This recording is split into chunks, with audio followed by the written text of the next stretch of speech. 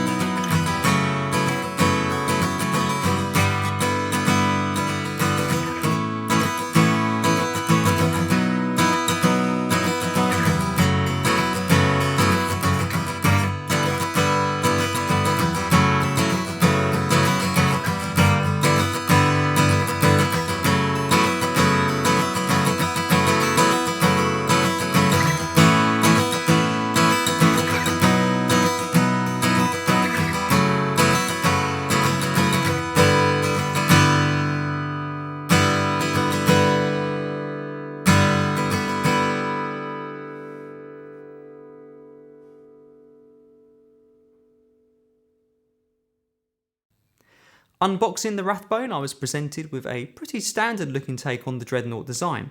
There's a nice touch of bling in the abalone style rosette, and I also like the headstock inlay, which combines well with the open back tuners to give a slightly vintage look.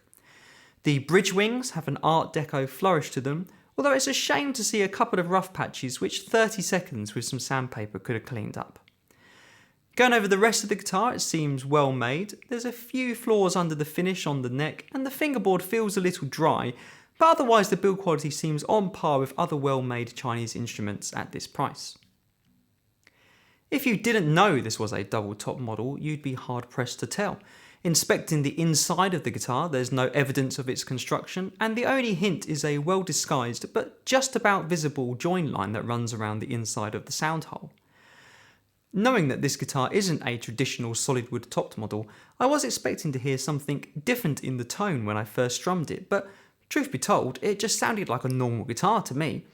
Having said that, it does have a good attack with a lively response and little of the twanginess you sometimes get on the top end at this price point.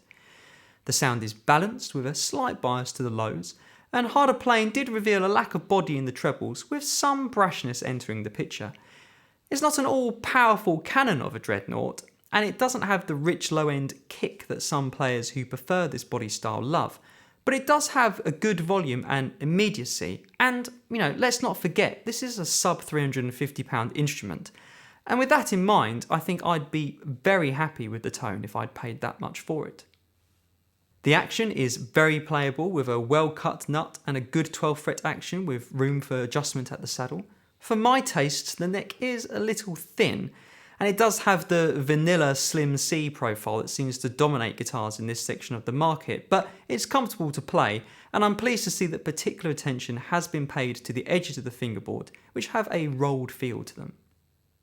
At £339, I think this is a really good guitar for the money. It's well made, has a good tone, and is nicely set up. I'm intrigued by the inclusion of the double top Sitka carbon fibre construction at this price point. Although the use of carbon fibre in composite tops is well established in the high-end classical world, it's not something I've seen at this end of the steel string market, and Rathbone's website doesn't include much information as to why they've chosen to go down this route. I'd really like to chat with the design team and get their thoughts on the benefits, as I feel this is a feature that a lot of players, like myself, would like more information on.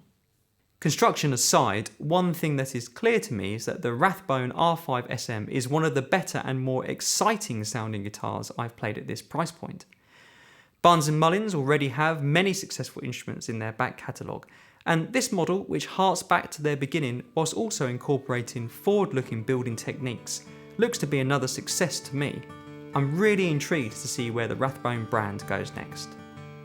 I hope you've enjoyed this video from Acoustic Review. Please subscribe and hit the bell icon to be kept up to date when we post new videos, and I look forward to seeing you next time.